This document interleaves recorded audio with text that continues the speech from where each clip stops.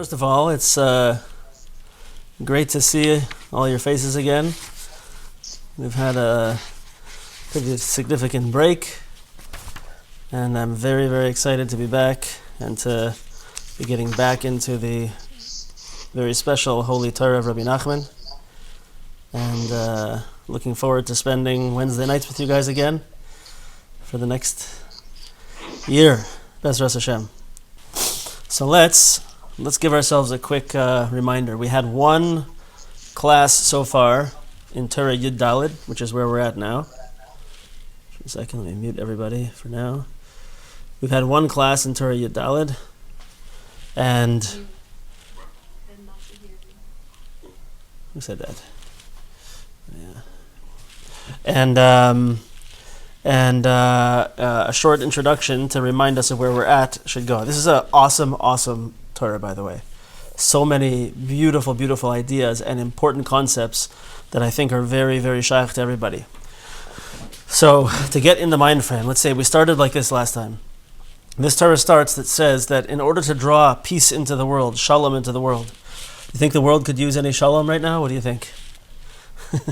In order to draw shalom into the world, we have to elevate the honor, the kavod of HaKadosh Baruch Hu to its shoresh, to its root.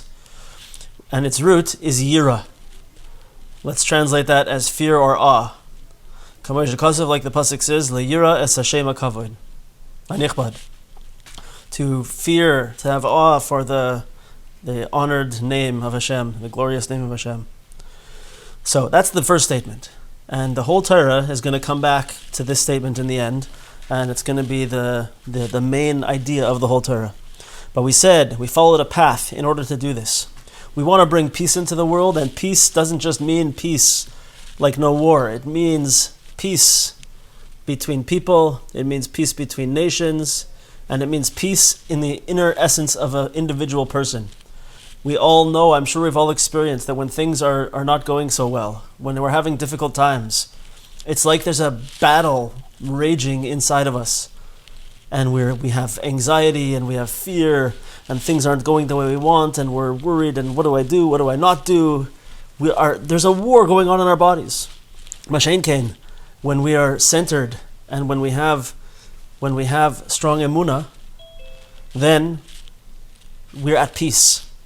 We're, like I always like to say, the person with very strong emunah is always calm and confident. Calm and confident. This is peace.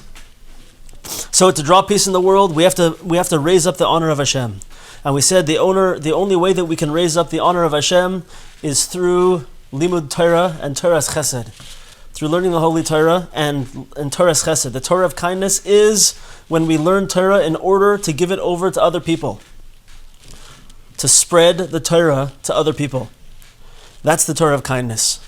Because the Zohar tells us that the greatest glorification of Hashem is when someone comes from far away, when someone comes from outside of Kedusha and comes to recognize Hashem and comes to be close to Hashem. Says the Zohar, the greatest kavod, the greatest honor to Hashem is when someone becomes a Baal Tshuva or someone becomes a ger. That's the greatest honor there is to Hashem. And Rabbeinu brings a raya to this, a proof to this, from what the Zohar says about Yisro, Yitro, right? He was the father-in-law of Moshe Rabbeinu, and he was the Kohen Midian, he was the priest of Midian, he was the Avodah Zarah expert of the world. And he left it all behind and became a tzaddik, and became close to Hashem. And the Zohar says about this, that's the greatest honor to Hashem's name. So that's why when we learn Torah, in order to give it over to other people, to bring them closer to Hashem, that is called Torah's chesed, the Torah of kindness, and that is what raises up the honor of Hashem. By the way, we are right now just doing a quick review of the first part of Torah Yud Daled. 14 in Likutei Moharan. And so right now, the honor is not by Hashem.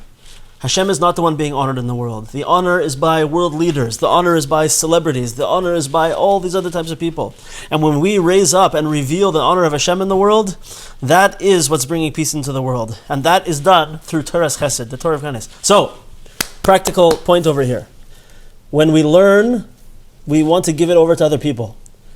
When we find books that inspire us, that raise us up, we want to give that over to other people.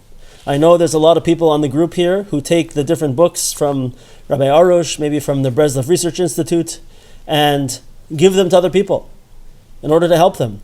We know if we've been helped by this beautiful Torah, and it's helped us to experience renewal and to experience a new connection in life, so we should. The Torah's chesed is to take that and give it to other people, whether it's teaching them what we've learned and being an example for them, or whether it's giving them books, right? We have the opportunity to do all these things, Baruch Hashem. So then this Torah said that it's not possible, it's only possible to bring back Geirim and Balei Tshuva through the Torah. And like we said, this beautiful pasuk in Mishlei, Yafutzu Maya Nasecha Chutza, that to spread your well springs outwards, chutza, outside. That we have to take the Torah of Hashem to those people who don't have it, outside of the inner circle of Kedusha.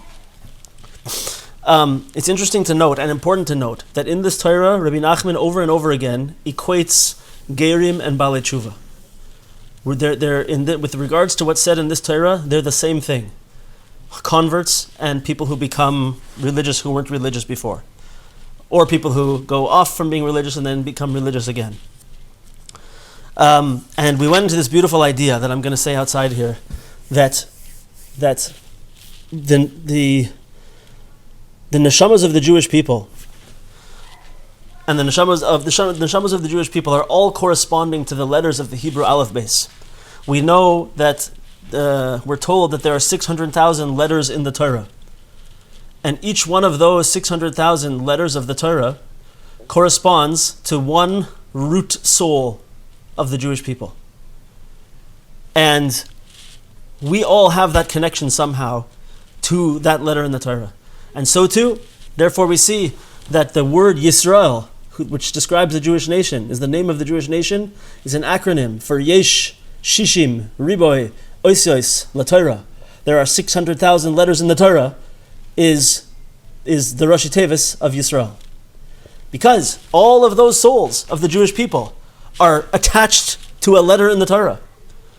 And we said that when Torah is being given over, and it's inspiring, and classes are being given over, or people are learning together, and chavrusas, whatever it is, that the Torah that comes out of our mouths, the Aleph base that flies out of our mouths, goes and hits against the Aleph base of the root souls of different Jews, and wakes us up.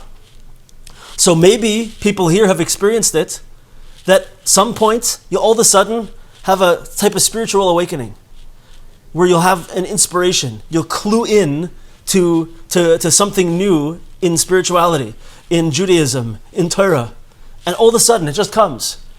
It could be, say some of the commentaries, that someone across the world, on the other side of the world, was learning Torah, and the Aleph base that came out of that person's mouth went and was misnaitzitz, sparked up against that letter that's the root of your soul, and all of a sudden you woke up. It could be that the people that you're together with, sitting learning, that when we say things over together, that something that is said, some Torah that comes out, goes straight to the root of your soul and wakes us up. Right? It could be like that. That's what's happening when we learn Torah. That's why it's so important. That's what we do. What beautiful, beautiful inspiration that we have to keep learning. Every time we learn and we say Torah with a pure heart, those words don't just go to nowhere. They're waking up spiritual energies in the world. Right?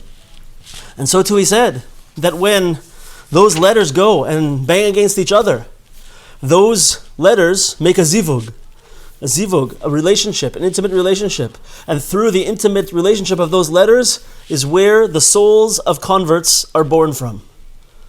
So too, from all the Torah going on in the world, not only can it wake up the root souls of the Bnei Yisrael, of Jews, it can also create and bring into existence the souls of converts. So, we have a big responsibility, like we said at the end last time. We have to bring good energy into the world. We have to bring beautiful Torah into the world. And when we do it, it's not just intellectually stimulating. It's not just something that we can sit with tea on a Wednesday night when it's cold outside and have a nice learning session together, right? It is that. But it's bringing in new existences into the world. It's fixing the world. It's inspiring other Jews. It's doing amazing things. And that's where we got up to last time. L'chaim. So now we're going to start in the BRI version. We're on page 300 of the second volume. And letter Daled starts with V'zeh Shamru Chachamenu. This is what our sages taught. Okay, so with everything that we said, Rabbeinu is now going to tell us, it's a good comment. Shalom Steinberg made a comment over here that there are only approximately 300,000 letters in the Torah, right? So there's an interesting way to look at this. I have not gone through and done the counting, and I'm not sure even if it has to be exact. But there are many, many more letters in the Torah than that 300,000 that we think. So for example, if you take the letter Aleph, the Aleph is not just one letter. An Aleph is made up of a Yud and a Vav, right? A Kuf is not just one letter. It's like a Daled with either a Vav or a Nun going down. So there's many other letters that are hidden within our letters. So there may be 304,060 whatever normal letters in the Torah, but really there's much more. That's one of the ways to understand this. By the way, one more thing. You know, in Shul, when Hagbah happens, when they lift up the Torah, so it's a Torah, right? You'll see some people take their pinky finger and point towards the Torah. I'm sure there's a good reason for that. Some people say there's no source for that. You don't have to do your pinky, but I don't know. It is what it is. The ikar is you're supposed to be looking at the Torah when it's raised up, and you're supposed to be looking, and you're supposed to try to find that letter that represents you. And if you see the letter, it's supposed to give you an illumination. So when the Torah is lifted up, this is what we're talking about here. There's a letter in there that's the root of your neshama. So we should always be looking in the Torah to try to actually see the letters of the Torah when it's lifted up, to get a ha'ara, an illumination from that letter. Okay. Weiter. And this is what Chazal say in the Gemara in Nedarim. Why is it that sometimes, he doesn't even say sometimes, that the children of Talmidei Chachamim, the children of wise men, are not wise themselves? Right? You don't always see, who was, sometimes it works out, but some of the great minds in Judaism, you don't ever hear of their children. Right? Anybody know who the Ramban's son was? Me neither. Sometimes it goes, but it doesn't have to go that way. So Rabbi Nachman is going to take this Gemara and pull up back the curtain and see a deeper level understanding in it. The Gemara says, "Mipnei sheloi berchu b'Torah techila." The Gemara answers, because they didn't make the bracha on learning Torah first. This is what the Gemara says. Why is it that sometimes the sons of Talmidei Chachamim are not Talmidei Chachamim themselves? Says the Gemara, because the fathers did not make the blessing on the Torah first. Every day we make a Birchas HaTorah. We say the blessing on the Torah every morning, right? We're supposed to say a blessing before we learn the Torah. So this Gemara is telling us that if they didn't do that in the right way, then somehow that means that the simple understanding of it, somehow they weren't relating to the Torah in the right way, and they weren't making the blessing. Maybe it's with a full heart, maybe whatever the story is. So they didn't have the right relationship with the Torah, so it didn't get passed on to their children. That's kind of the simple understanding. And you could ask many questions on this. The great wise people, You want to tell me they weren't saying they didn't know the laws of brachas that all the little kids know? Yeah, they weren't making a bracha with a full heart. They didn't have kavanah. The big tzaddikim. Doesn't make sense, right?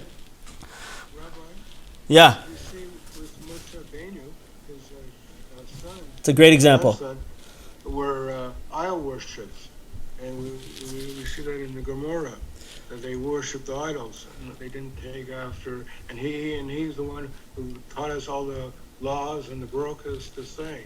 Right, Alter's making the points even stronger. Right, very good.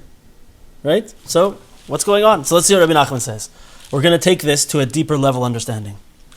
So he says, "Shetzarich kol adam." Every person, ubifrat, and especially Talmid Chacham, especially a wise person, levarich ulaha'ir belimud terasai b'shorish hanashamis. He has to bless and illuminate with his Torah learning the root of all neshamas, the root of souls. What's the root of souls? Hainu b'machshava techila kisham shorashenu. He has to illuminate. His Torah has to be learned in a way that it illuminates this spiritual existence, which is called machshava techila. What is the spiritual existence that's called machshava techila? Machshava techila means first in thought, or first thought.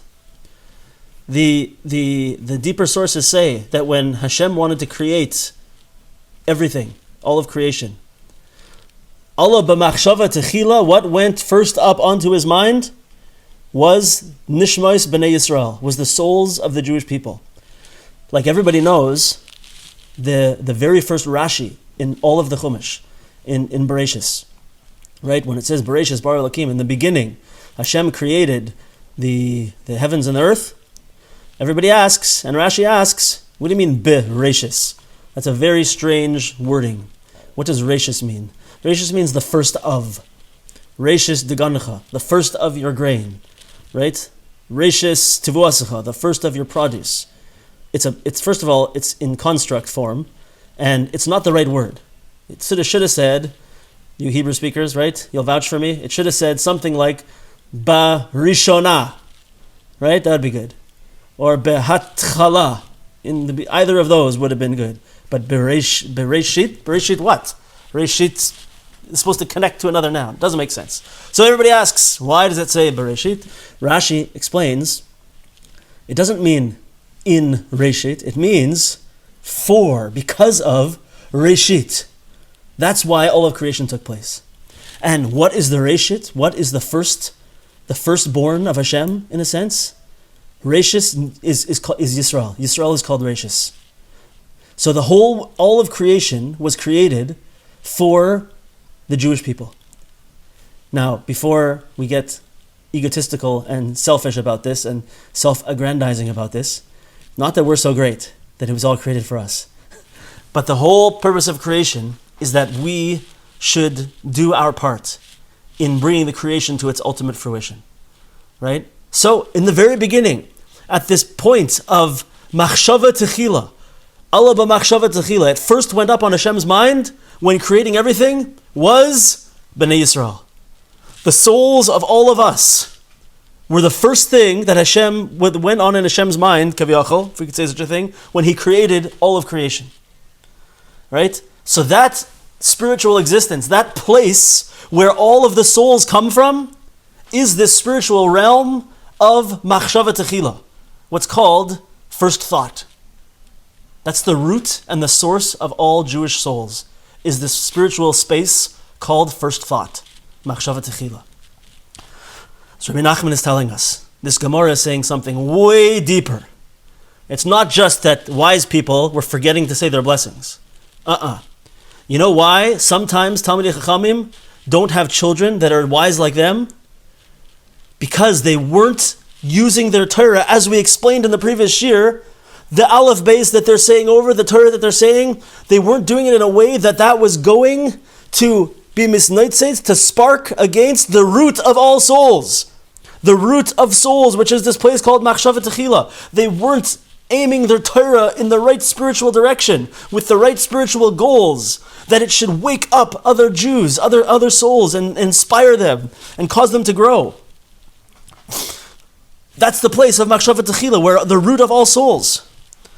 Nimtza, Kishemevi, Ha'aru Bracha L'Toich Techilas HaMachshava. Because it comes out that when a person brings illumination and bracha to this place called Techilas Machshava, called first thought, when that happens, through that, the souls get sparked and get like a bracha in a certain sense.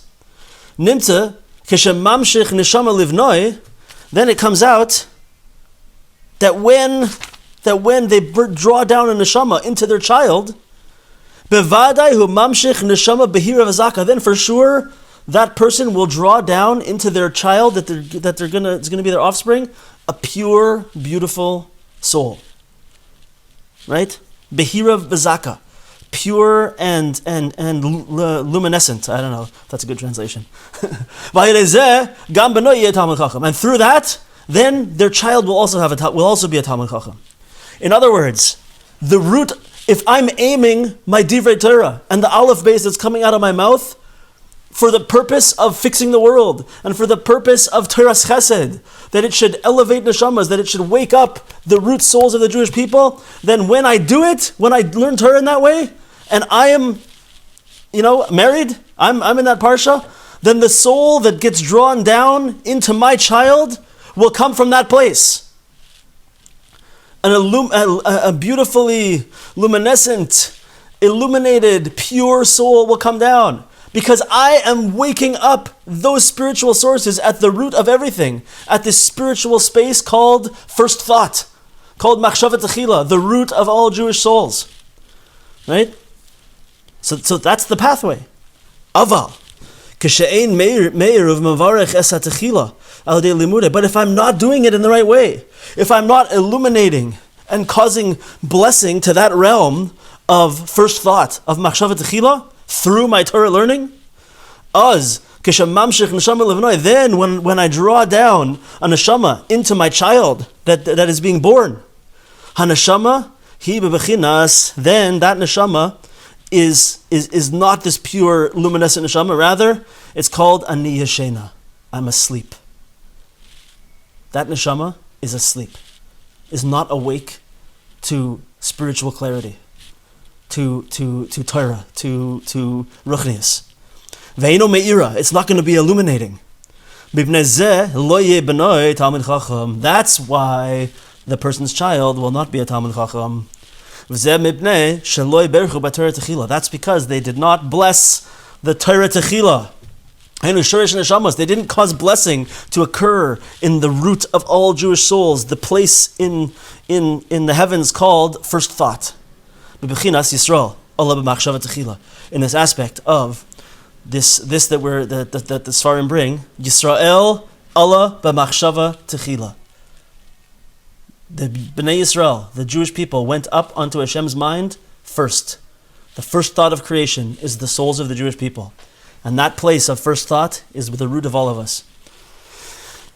So if you thought that it wasn't enough responsibility on us, that we have to learn just in order to bring good vibes, if we could say such a thing, into the world, and to help people be inspired, now we're saying that our children, the souls that we draw down into the world when we have children, are affected by our relationship to spirituality. That is totally mind-blowing. There's other places where we see such a thing, that what we're thinking, the Gemara brings a strange story, that what we're thinking while we are involved in that intimate act also affects the character of children.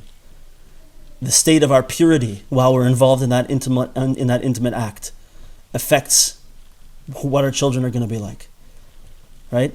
So the people that we are and the way our children are somewhat based on the way that our parents were and the way that we are with our children. And there should be no negativity or regrets thought with anything to do with this. It's the way that Hashem wanted it. That's the way that we all were We all were born, and we all have our purpose the way we are. We're supposed to be the way we are, and we got to take ourselves and elevate ourselves.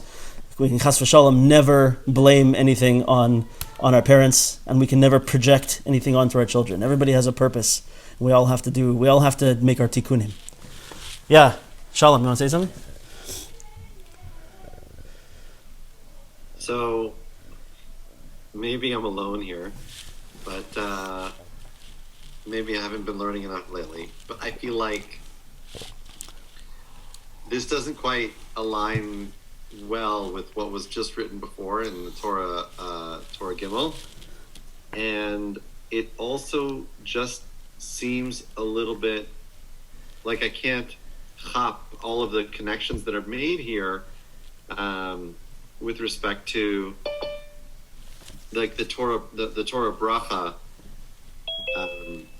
being directly related to the person's ability to make that it just doesn't quite make sense. I mean, it all kind of comes back to, and I was listening very intently, it all kind of comes back to like the first part where you said Levarech v'leha'ir v'limud torato b'shorash haneshamot hainu b'machshava tchila. So this whole idea of machshava tchila being its own kind of entity, can you kind of speak to that a little bit more? Like, what is machshava tchila related to? It seems a little bit more like I don't know. It doesn't seem related to anything. Okay, so let's let's go into it a little bit now, and we can speak about it afterwards if we still have an issue. But the space of machshava tchila, it's like this. On a simple level, this Gemara is telling us one thing. It's telling us that people's children don't follow in their path of righteousness or wisdom because they don't relate to the Torah in the right way, and they're not making that bracha. They're not connecting on a spiritual level the right way to that Torah. They're not making the bracha properly. That's the simple level understanding. Rabbi Nachman is saying there's a deeper understanding that's above that is not related to the pshat realm of things. There's a soid over here that has nothing to do with the pshat. It's different from the pshat. And in the soid, in the deep secret understanding of this Gemara, they weren't drawing down pure neshamas into their children because they weren't connecting their Torah to the source of all neshamas. The Kabbalistic name for the source of all neshamas, for this spiritual place, if I could say such a thing, is machshava techila. There's a place somewhere up there in spirituality. It's not physical, and it's not time bound, and it's way beyond our understanding. We can't imagine it. We can't draw it. But it's the root of all of our souls. And that place, if you could even call it a place, is called machshava techila. It's called first thought. So Rabbi Nachman is telling us that if we learn our Torah for this purpose, to illuminate others, then it'll go to that place and it will draw down holy souls. Just the aleph base, the words that are coming out of our mouths, right? But if we don't do that, then those holy neshamas are not going to come down so illuminated and pure and blessed and clean, right? And that, he's saying, is on a deeper level, a next level understanding why it is that sometimes that we will not draw down a soul that becomes a Talmud Chacham into existence. I hope that makes sense. And you can, yeah? Okay, good. So this is a wild, crazy, amazing idea. I love this part. So let's go to the next part. The next part is going to be, we're going to hit some serious musar in a sense. Stuff that's going to relate to us. It's going to give us serious advice that we're going to have to really look at ourselves in a special way. Yeah. Okay, let's go. Let's just do it. Letter Hey, page 302. Number 5. Ve'ein adam zeichel Torah. Okay, so we said we need this Torah in order to accomplish all these things. And it has to be pure. But a person cannot merit this connection to Torah Ella al yedei shiflus, except through humility, being humble. Kamosh Amr Chazal, like Chazal say in the Gemara in Eruvin, umimidbar matana. So the pasuk says umimidbar matana, and from the wilderness, it's talking about the travels of the Bnei Yisrael, and they went from the midbar to a place called Matana. But Chazal tell us that's not what it means. It means from the midbar, from the desert, we received a matana, a gift, and that gift was the Torah. But the Torah has to come from the midbar. What does midbar mean? Midbar means desert. Midbar is a place of desolation, a place where there's nothing there. How do we receive Torah? Chazal tell us that when we humble ourselves, when we remove all of our arrogance, all of our ego, when we become humble, then the Torah is given to us as a gift. Then we connect to the Torah in the right way. So the only way that we can really receive Torah and really get it properly is when we make ourselves into nothing, when we humble ourselves. Sheyeshaber ga'avasai me'arba bechinos shiflus, that a person breaks their gaiva, breaks their arrogance, their ego, from 4 aspects, 4 categories of arrogance. And what are these 4 categories of arrogance? Ki tzarich ha'adam lahaktin es ha'atzmai, a person has to make himself small, lifnei gedol mimenu, compared to those who are greater than him. V'lifnei b'nei adam ke'erkoi, and before someone who's at his same level. V'lifnei ketanim mimenu, and before someone who is lesser, at a lower level than she is. V'lifamim shu ba'atzmai katan shebektanim, and sometimes if that person himself or herself is the smallest of the small, v'tzarich lahachtin es atzmai keneged madregas atzmai, then the person has to humble themselves even lower than their own level. They have to make themselves humbler than they are. V'yadame be'inav shehu lamata mimadregasa, and it should be imagined in the person's mind that they are lower than their own level. Bebechinas shvu ish tachtav. The pasuk says in Shmos, shvu ish tachtav. It's talking about Shabbos. Shvu ish tachtav al yetzi ish mimakaymai, that a person has to stay in their place on Shabbos, stay in their lane. Hear that, Sandra? Stay in their lane. Shvu ish tachtav, that the person has to sit, dwell tachtav, underneath themselves. We have to go even lower than we are. Okay. There's a lot to talk about here. We're talking about the importance of being humble and the importance of lowering ourselves in different aspects. Why is Rabbi Nachman telling us there's 4 ways we can look at this? If we see someone who's greater than us, we have to lower ourselves corresponding to them. If we see someone that is equal to us, we have to do the same thing. Someone's lower than us, we have to humble ourselves even lower than someone who we see is lower than ourselves. And then we have to humble ourselves even lower than we see ourselves. Right? So I have a few thoughts about this. And maybe at the end, I would welcome anybody who has thoughts about this, because this is important stuff. So there's so many ways that we experience arrogance in our lives. I know we talked about these ideas a few times, but let's try and hone in on a couple of these. What happens when we see someone who's greater than us? Right? Even if we see someone that's greater than us, we often have a tendency, I'm going to give a couple of examples. We have a tendency to look at that person with disdain and to be jealous of that person, and to say things like, why does that person deserve to have what they have? Let's say, a person doesn't have a job or has a low-paying job, and they see someone who's financially doing amazing. They might be like, what's wrong with me? How come that guy or that girl gets to make so much money and gets to be in such a good position? It's not fair. Right? So in a certain sense, that is one way that arrogance comes out. Why is it arrogance? It's because I'm looking at the way that Hashem's running the world. And what another person has, that Hashem has given to this person, for their own reasons. And I'm saying, Hashem, what you've given to me is not correct. I think you got it wrong, Hashem. I should be in that position. I shouldn't be where I am right now. I'm unhappy with this person that I see who is greater than me. Right? Because why don't I get that?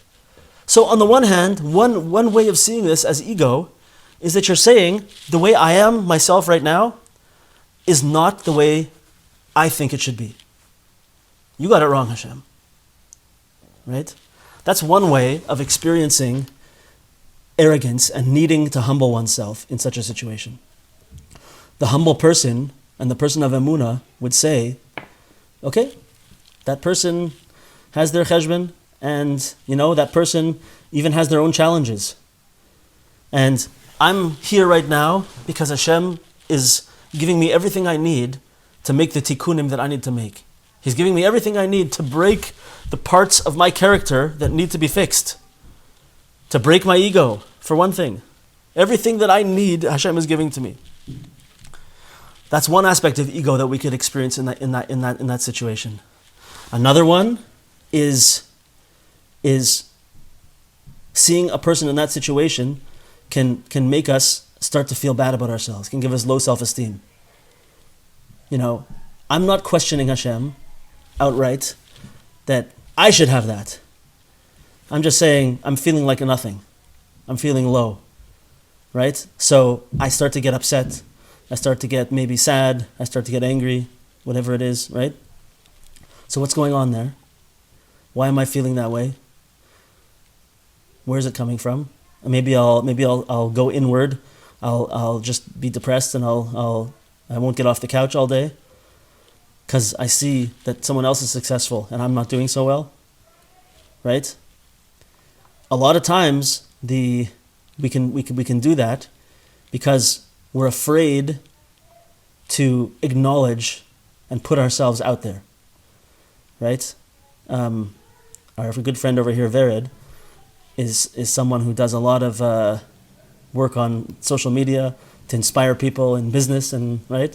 So you put yourself out there, right? Right? But why might someone not want to put themselves out there? Right? So sometimes people are afraid if I put myself out there, I'm going to get hurt. Someone's going to, as soon as you put yourself out there nowadays online, people will start to comment with hateful things and start to say bad things, right? Hopefully not for Vered, but right? But this is what could happen, and we could be afraid of this. And if I might be afraid that if I put myself out there, I'm going to get hurt. Maybe I've been hurt too many times in the past, so I don't want to put myself out there. In a certain twisted sense, that is strong ego. Why? Because if I'm afraid of that, it means that I think it's all up to me. I'm in control of everything. And if I mess up, it's all on me. There's no Hashem. I'm in control of everything. So therefore, I'm afraid of making a mistake. Do you hear how that's arrogance? Powerful arrogance in a backhanded kind of way? If I don't have arrogance, I could put myself out there. I could go and say something, and people are going to say something. I don't care. Why should I care? Hashem made me the way I am. I'm going to try and say the things I'm supposed to say. And if some people don't like it, that's not my problem. I'm just trying to be who I'm supposed to be. Right? Because Hashem runs the world. I'm going to try to do good things. And if I get cut down for it, okay, that's what Hashem wants. There's no ego in that. But if I'm too afraid to do it, it means really that I think it's all up to me. And I'm in control of everything. And if I make mistakes, it's only reflected on me. So it's powerful ego. So there are a couple of ways that we can see two things. This can be humbling myself before those who are greater than me.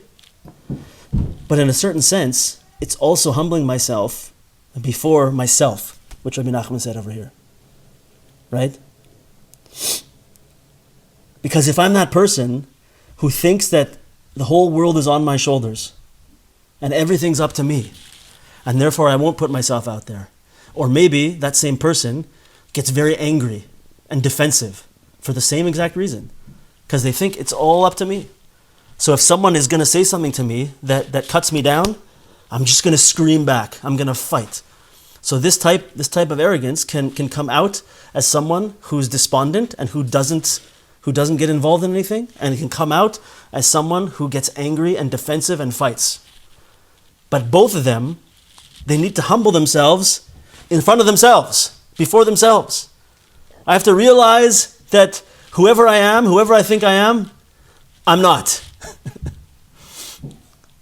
And I don't run the world. I'm not in control of everything. So I have to do what my job is, with emunah, right? That is a beautiful, humble existence of real, true emunah. And that person, like we always say, is going to be calm and confident, right? Hashem gave me whatever my talents are. I'm going to try to use them. And if other people don't like it, okay. What can I do? This is what Hashem gave me to work with. Yeah? Do we hear this? So there's so many ways that we can block out Hashem with arrogance. So many ways. And we could go into the other ones also. But and if we're like that, it means that we're closed off. This is the ultimate point that I wanted to make over here. If we indulge those arrogances, it means that we're closed off to Hashem in the world. We're closed off to Hashem. Why? Being humble means, in the most important sense, that, I know you've heard me say this before, but I have to keep saying it. It means that I'm open to experiencing the will of Hashem in my life. And I'm not in control of it. I'm open to experiencing Ratzon Hashem in my life. I'm open to Hashem. So, if my business isn't going the right way, and it's going to tank, and I have to close off this business, I have a friend right now who started a business a couple years ago, and has a whole bunch of debt that he thought he was going to do really well, and because of a combination of things, including COVID, now this person is going to be almost $1 million in debt, and is going to have to declare bankruptcy, right? This person happens to be a very powerful person of emunah, and this person is saying, okay, that's what I have to do. That's just the way it is. Hashem put COVID into the world, I can't control it. Okay, what's next? I'm going to declare bankruptcy, and what's my next project? Right? To be open, that's a very serious one. That's hard for people to deal with. But in everyday things, if I look at someone else with jealousy, I'm blocking out Hashem. Hashem put us both in the world and gave that person their existence and gave me my existence. Gives that person their talents and gives me my talents. Gives that person their challenges and gives me my challenges. Right? So, a person who's open to Hashem in the world, who's open to seeing Hashem in the world, will never look at another person and say, I want what they have. Right? Right. Rather, they're going to stay in their lane. Hashem gave me what I have. I have to work on what my own existence and stay in my lane. Right? It's a beautiful term. So being open to Ratzon Hashem, open to existing in Ratzon Hashem. And if I'm not humble in all of these situations, I'm blocking out what Hashem is giving me in order to pursue what I think things should be. Right? That's the problem with not existing with humility in this realm. And so if we don't have that humility, we can't properly integrate and receive Torah into our lives. Because Torah is the names of Hashem. Torah is Hashem talking to us. Torah is the infinite connection, is the connection between us and the infinite nature of Hashem. And if I'm not willing to be that person who's humble, then the Torah won't go into me. So this is what Rabbi Nachman is telling us over here. This whole pattern that we're experiencing over here, to accomplish what we need to accomplish. We have to have Torah in order to be able to bring holiness into the world. And we can't have that Torah unless we have being humble. And in order to be humble, and once we're able to be humble, we'll be able to experience Torah in the world. We'll be able to experience Hashem in the world, and we'll be able to illuminate souls in the world. We'll be able to bring in illumination. And with that, we begin this story. Well, at the end, we'll do questions, Shalom. We'll start the story of Rabbi Bar Chana. There's 2 times the story of Rabbi Bar Chana in this Torah, I think. But this is it's early on in this Torah. Usually it's much later. So it says like this. The story of Rabbi Bar Chana is going to explain everything that we talked about in this story. V'zeh Amar Rabbi Bar Chana. L'didi chazili hai urzila bar yoima. I saw a 1-day-old urzila, which is like a mountain goat. Dehave kahar Tabor, that it was as big as Har Tabor, Mount Tabor. V'Har Tabor kamahave, and how big is Mount Tabor? Arba parsi, it's 4 miles tall. Ubei mashcha de tzavre, and the length of its when it would stretch out its neck, how long was it? Tlaza parsi, 3 miles long. Ubei marbata de reshe, and the pillow of its head, the place it rested its head, parsa upalga, was 1.5 miles long. V'rama kufta v'sachra liyardena, and when it went to the bathroom, it clouded up the entire Jordan River. That's the story. So the Rashbam explains that the 1-day-old mountain goat is a newborn mountain goat which had been born that very day. The Har Tabor, that was how big it was. Yeah, lying on the ground. Went to the bathroom. Its excrement. Harei liyardena lefi shah. So the one time, from one time going to the bathroom in the Jordan River, ad mismasuhu hamayim me'at me'at, until it would gradually dissolve into the water, it would cloud up the whole entire Jordan River. So let's see how this all fits into the Torah that Rabbi Nachman gave us over here, and how everything comes through us. Urzila bar Yoma. What's the Urzila bar Yoma? That's the 1-day-old mountain goat.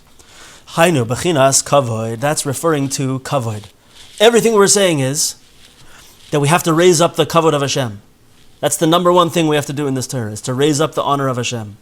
Right? And as we said in Torah Vav, if you remember, Torah number 6, the very beginning, is that a person's job is to be memayit his own kavod, lower down his own honor, and to raise up the honor of Hashem. And we said over there, the reason why Rabbi Nachman put those 2 things into one statement is because they have to go hand in hand. I can't raise up the honor of Hashem while I'm raising up my own honor. In order to raise up the honor of Hashem, I have to lower my personal kavod down.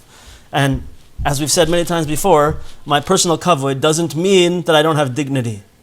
And it doesn't mean that I'm a doormat. Right? It means that compared to Hashem, it means that I ascribe all of my goodness to Hashem, to my holy Jewish soul, which is a piece of Hashem. And I don't consider myself better than everyone else in the world. I see Hashem in the world. So, Urzila bar Yoma refers to kavod. How do we see? Shehu ba'akum bezilusa, because it's now, the honor is not by Hashem. The honor is by the nations of the world in its zilusa, in its disgrace. So Urzila is from a lashon of zil, of zol, which means disgrace. The honor of Hashem is Urzila, the light of Hashem. Or is connected to honor, as we're going to see, is in zilusa, is in disgrace. Bezeh, or Urzila. Ur, hainu, bechinas kavod. So the Ur refers to kavod, honor. Like the pasuk says, "V'haaretz he'ira michavoidoi." The honor of Hashem illuminates, lights up the aretz. So Ur is a connection to kavod. V'lama nikra bar yoima, and zila, zol, means disgrace. So the Ur of Hashem, the kavod of Hashem, is in disgrace. V'lama nikra bar yoima. So why is it called 1-day-old bar yoima? Ki lo yizgale hakavod ela bevias meshichenu. because the full revelation of Hashem's honor is only going to come in the times of Mashiach. Uchasiv be Emasai Yavo Emar. The what's it called says. The Gemara says that I think Eliyahu, who went up there? I think Eliyahu Novi went up and asked. One second. No, someone went up and asked Mashiach, "When are you coming?" Emasai Ka'asimar. When are you coming? And he answered. There's a famous in Chabad chassidus. They bring it down a lot, but it's a famous thing about the Baal Shem Tov, that the Baal Shem Tov went up and asked Mashiach, "When are you coming?" And the Mashiach told the Baal Shem Tov, "Ad sheyafutzu ma'anasecha lechutza." I'm not coming until your teachings, Baal Shem Tov, are spread out through the whole world. When the teachings of the Baal Shem Tov are spread out to everyone, that's when Mashiach is going to come. But the Gemara says that he asked Mashiach, "When are you coming?" And Mashiach said, "When? Today. Hayom. I'm coming today." That's what Mashiach said to him. So what do you mean today? So he waited the next day and he saw that he didn't come. And so what happened? He said, No. You know what you don't know is I'm referring to the pasuk in the Torah that says, Hayom im b'koilei tishma'u. Today, if they will listen to my voice. Meaning that when everybody does tshuva, that's the day that I'm going to come. That's Hayom. Hayom im b'koilei tishma'u. Every single day, so in other words like this, the Urzila refers to the fact that the honor of Hashem is in disgrace right now. The honor is given to all these, Trump and Biden and all these, everything that's going on, and celebrities, and everywhere it shouldn't be. That's where the honor is given. And so the honor of Hashem is in disgrace, is hidden, is gone. But it's ready to come out at any moment. As soon as everyone would listen to Hashem, then Mashiach would come and the honor of Hashem would be fully revealed. And when is that time that Mashiach is going to come and the honor is going to be revealed? It's today. It's Hayom. Im b'kolei tishma'u. If we would all do our part, Mashiach would come today. So that's what it means. Urzila bar yoima. The honor of Hashem is hidden, but bar yoima. But today, and any day, it's ready to come out. V'hava kahar Tabor. So, and this goat was as big as Mount Tabor. So, shira shaha'olas hakavod tali bezeh she'adam meshaber gavasa. He saw, Rabbi Bar Bar Chana saw that the raising up of the honor of Hashem is dependent on a person destroying their own arrogance. Kafi hishtabrus gavasai, and according to the extent to which a person breaks their own arrogance, kain hu ha'olas hakavod. So too will the honor of Hashem be raised up. Ki kavoda nis'ale al yedei Torah, because the kavod of Hashem is raised up through the Torah. Ve'ein adam zoich leTorah al yedei shiflus, and a person does not merit true Torah unless they're humble. Kamesha amru, like the Chazal say, like we quoted, mimidbar matana. Chazal tell us, where does Torah come from? How is someone able to internalize Torah if they make themselves like a midbar, like a desert, like nothingness, humble? V'zeh har Tabor, and this is what is referred to by Mount Tabor. Har Tabor. Har is a lashon of godless. Har means a great big mountain, making yourself very big. Kasav hamad har riyos, like the pasuk says, you have made my har stand proud. Hamarti lahar riyos, you made my mountain proud. That means gaiva. V'tavor is lashon shvira. So in ancient Hebrew / Aramaic, often the taf, the saf, and the shin are interchangeable. So tavor will mean shavur, broken. So har, when the mountain is broken, that's when the honor of Hashem will be revealed. Har tavor, broke when the mountain is destroyed, when our gaiva is destroyed. V'har tavor kamahava, and how big is Mount Tabor? How big is this going to be? Arba parse, 4 miles. Hainu arba bechinas shiflus hanal. We said there's 4 aspects of humility that a person has to work on. Lifnei tzadikim, beinanim, rashayim, v'lifnei madregas atzmoi. And we didn't use this lashon for them before, but before people that are greater than us, before people like us, before people that are worse than us, and before ourselves. tzadikim beinanim rashayim v'lifnei madregas atzmoi.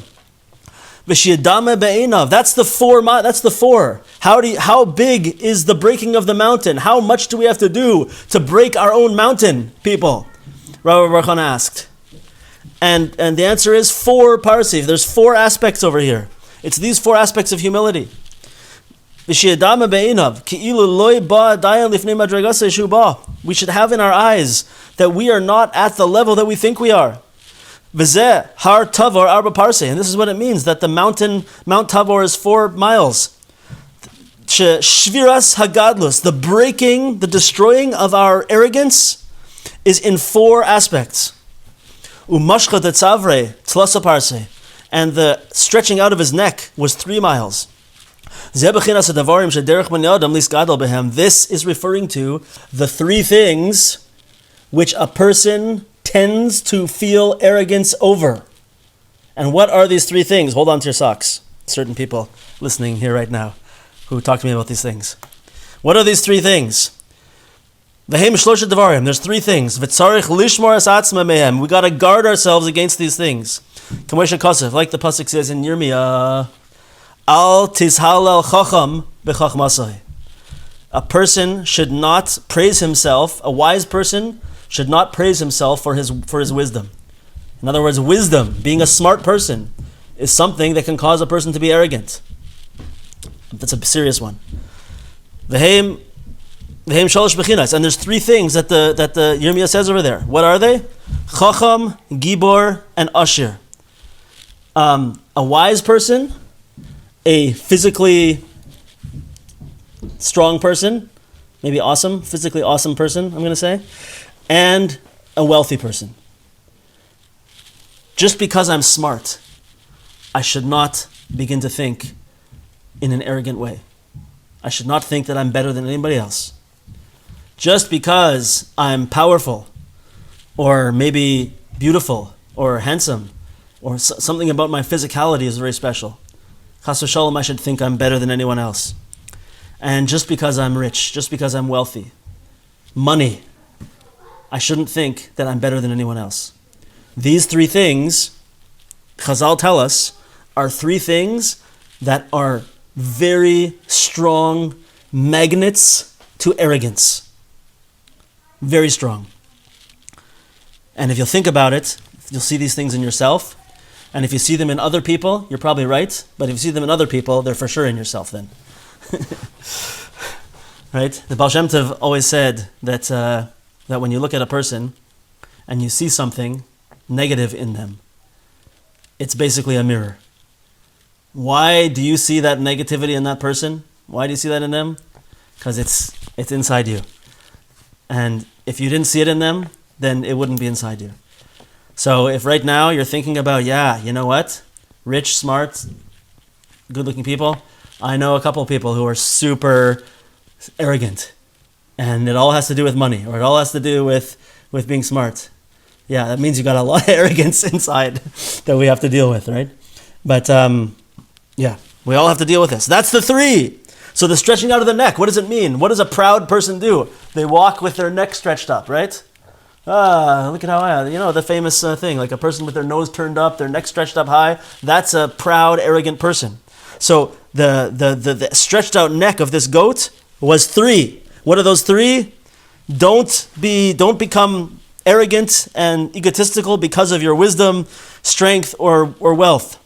Godless nikra mashcha tetzavre. Godless arrogance is called stretching out your neck, outstretched neck. Bebechinas tedabru betzavar asak.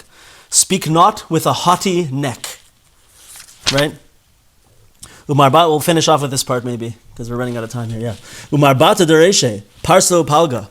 And the place where it's, you know what? Actually, we're going to hold it here, because this is changing gears now. So we'll remember for next time that we ended off halfway through the explanation of the story of Rabbi Bar Chana, where we saw that the main thing that we have to be working on, that we have to worry about in order to bring this Kedusha into the world, in order to use our Torah to illuminate other people, and to cause inspiration at the root neshama level of people, and to draw beautiful positive forces into the world, and to draw holy neshamas into the world, right? In order to do that, we have to speak the Torah of Chesed, Torah of truth, and that Torah will only come through shiflus, through being humble, through humility. And these are the things we have to look out for. We have to endeavor to be humble in front of every person that we see. Whatever aspect we're dealing with, whenever we feel feelings based on the people we interact with, there's an arrogance there that has to be dealt with. And it's going to be connected to, not only is it going to be connected to different levels and different types of people, but it's going to be connected to different aspects of existence, like my financial situation, like my level of wisdom, and like my physical appearance, my physical abilities. These are all going to trigger this arrogance that's going to block the Torah of Chesed, and is going to block all this good spiritual energy from coming into the world. So over the week, Chevra, right? Let's see what's going to happen. Take note. Probably it's going to happen to every one of us. We're going to experience some aspect of this, right? So when it happens, maybe right when it happens, or maybe right after, we'll have an eye-opening moment. We'll be like, oh, wait a second. Yes, it's happening. I see exactly what's happening. Rabbi Nachman told me this was going to happen, and now I'm aware of it.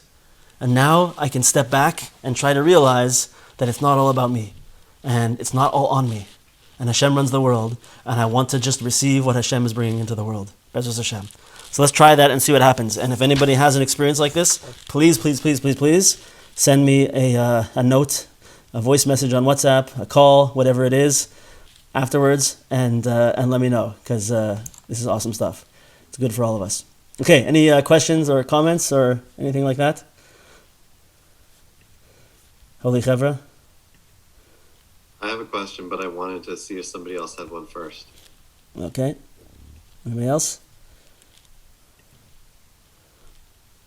Okay, go for it. Holy Rib Shalom. Okay.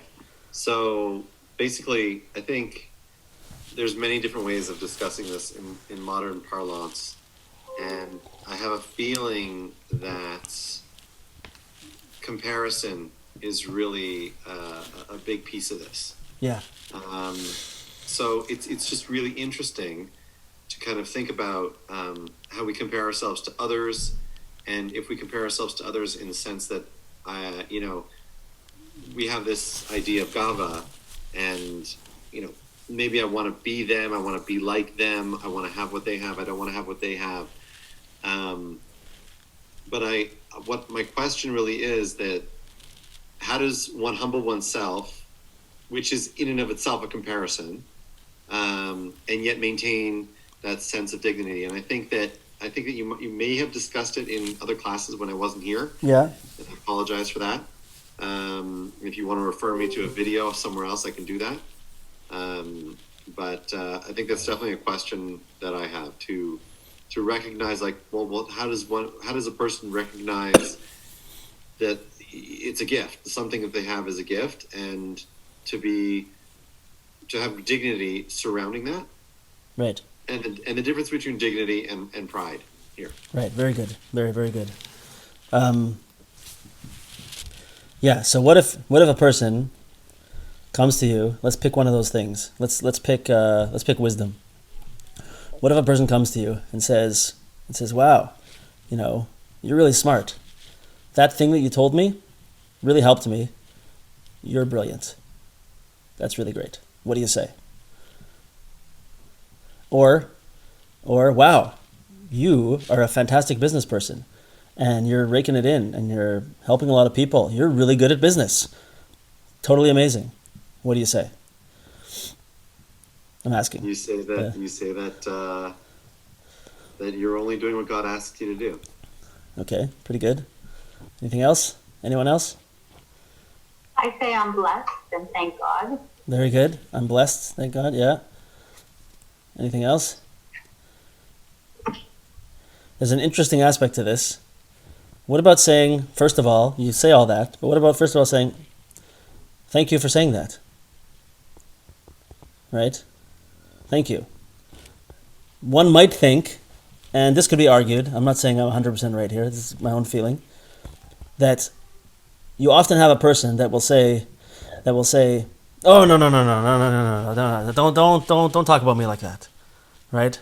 that already, as you probably can imagine, is coming from a place of ego, of fragility, being fragile, right? Whereas being able to say, thank you.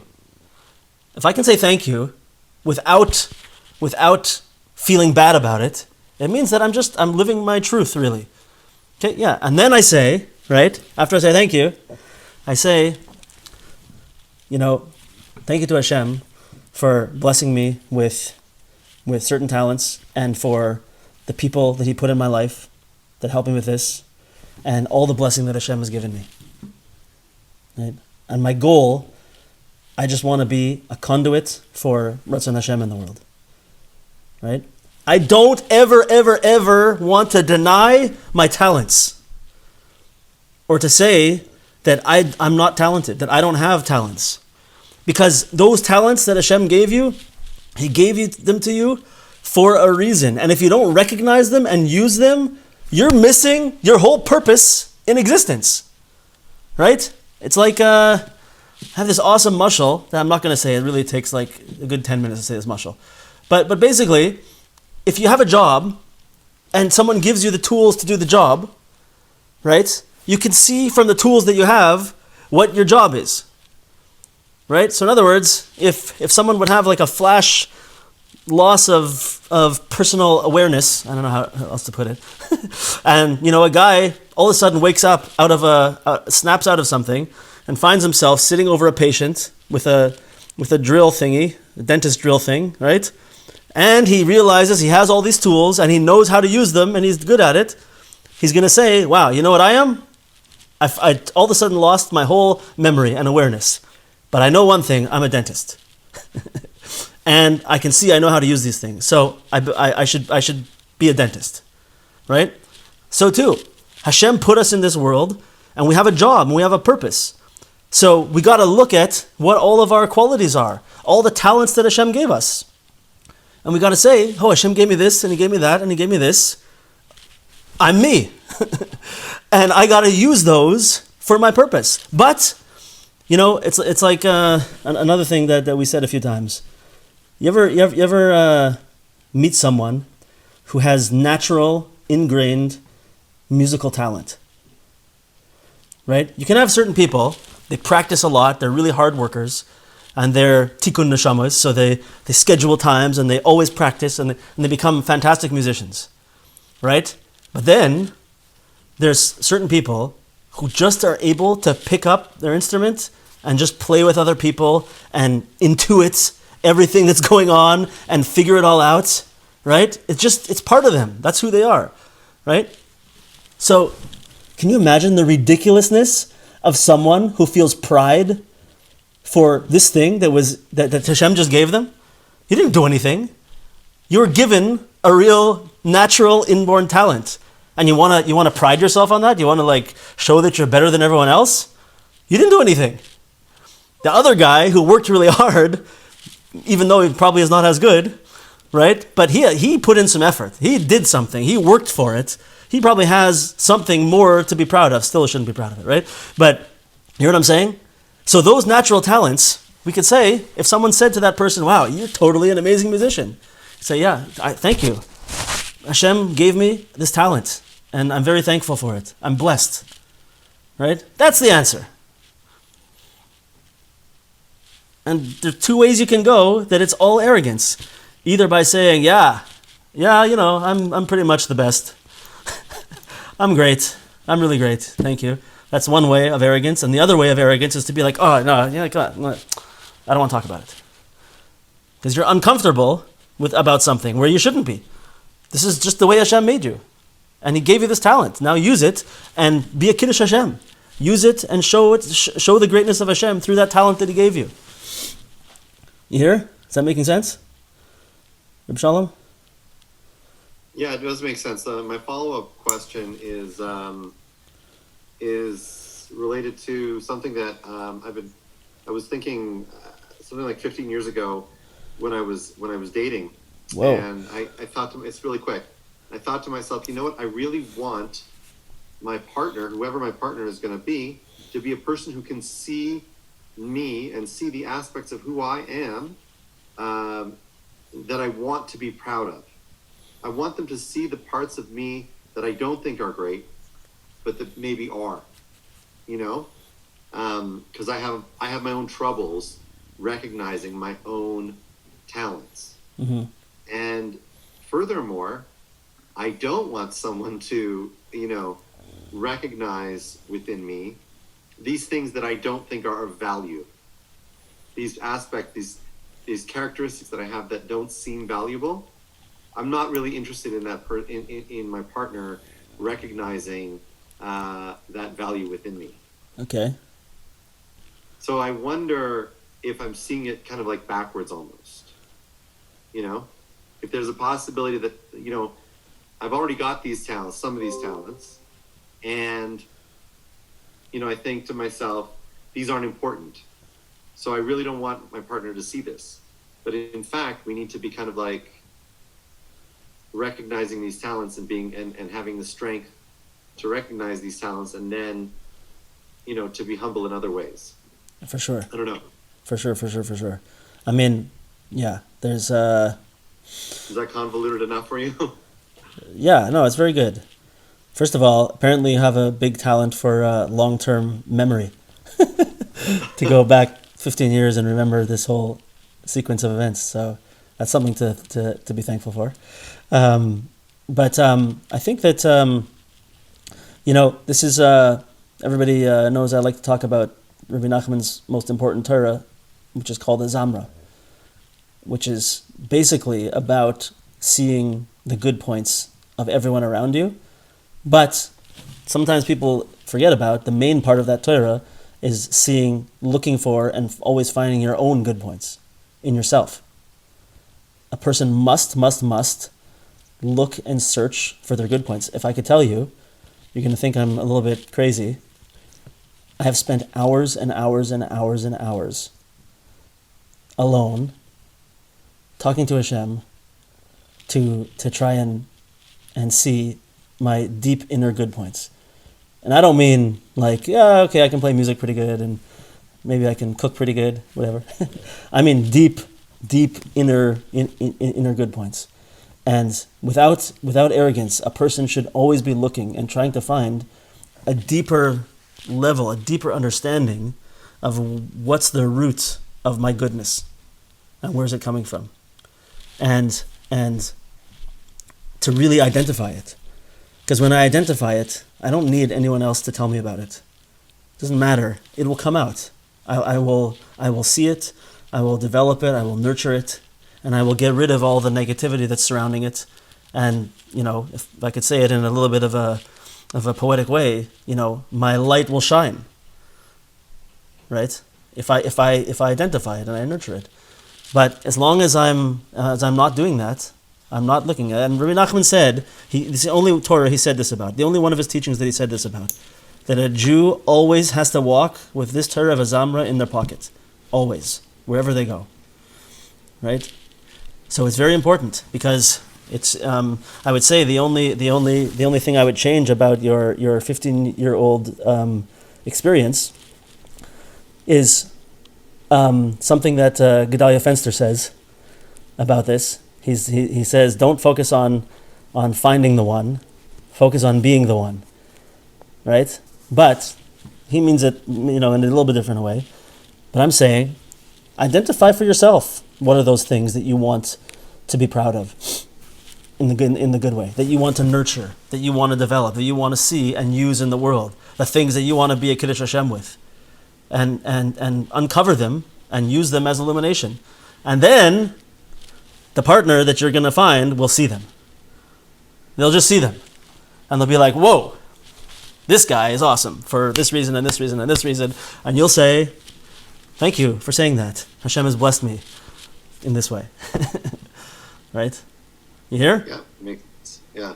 Yeah. And I think it furthermore, it relates to the Torah that we just learned because, what you're talking about with this Zamra is to basically recognize, to cut past these three things that could lead us to thinking higher about ourselves, to give us these. It's cutting past the idea of, the tzaddik and the Benoni and everybody else.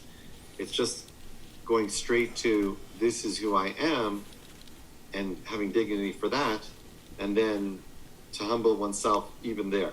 Yeah. But not very sweet. necessarily to beat oneself up. Very sweet. I hope that made sense. I hope that I brought it back, or that it merits being brought back to the Torah that you were initially discussing. I think it's fantastic stuff. Shkoyach, everybody. Everybody have a fantastic week and a good Chodesh. And we'll see you all next week. I missed you guys. Okay, bye-bye.